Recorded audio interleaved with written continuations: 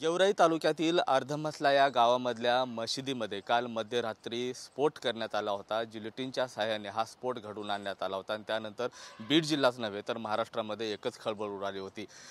सायंकाळी रात्रीच्या वेळेस हा स्फोट झाल्यानंतर पोलीस घटनास्थळी दाखल झाले आणि तब्बल जवळपास 4 वाजेपर्यंत पहाटेच्या दरम्यान दोन्ही आरोपींना जे आहे पोलिसांनी ताब्यात घेतलं होतं आणि त्यानंतर मात्र बीड जिल्हा पोलीस जे आहे ॲक्शन मोडवर आल्याचं आपल्याला पाहायला मिळतंय।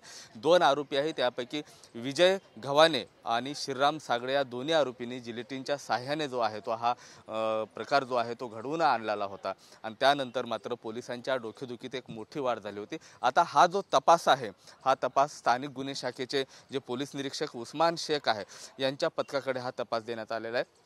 त्यानुसार जर बघितलं तर सकाळपासूनच बीडमध्ये अशा पद्धतीनं पोलीस दल जे आहे ते आता त्या ठिकाणी जाण्यासाठी कर्तव्यावर जाण्यासाठी या ठिकाणी आपल्याला पाहायला मिळते। सकाळपासूनच एक टीम जी आहे कामाला आहे। रात्री जवळपास 8 टीम जे आहेत पोलीस अधीक्षक नवनीत कावंत यांनी या ठिकाणी लावलेल्या होत्या। आता ATSचा एक पथक देखील या ठिकाणी पोहोचलेलं आहे आणि दोन्ही आरोपींचा नेमका उद्देश काय, नेमका स्फोटाच्या मागचा आणखीन कोणाचा हात आहे का किंवा आणखीन काही वेगळ्या पद्धतीने यांना घडवायचं होतं का, या सगळ्या बाबीचा उलगडा करण्यासाठी आता ATSचं पथक आहे, बीड पोलीस आहे, दोन्ही संयुक्त विद्यमाने आता तपास करताना पाहायला मिळतात। एकंदरीत जर पाहता बीडमध्ये सध्या तणावपूर्ण शांतता आहे आणि दोन्ही समाजाकडनं शांतता स्थापित करण्याचं जे आव्हान केलेलं आहे। दुसरीकडे बीड जिल्हा पोलीस प्रशासनाने देखील नागरिकांनी शांतता बाळगावी असं आव्हान केलेलं आहे। आता थोड्याच वेळात जे पथक आरोपींची तपासणी करेल आणि त्यानंतर नेमका आरोपीचा उद्देश काय होता हे समोर येणार आहे। कॅमेरा पर्सन आप्पासाहेब मोहरकरसह मी महेंद्र कुमार मुधोळकर, TV9 मराठी, बीड।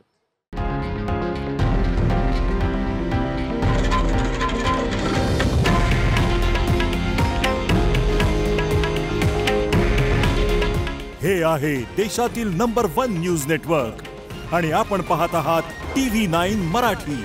काळजी तुमची, हित महाराष्ट्राचं।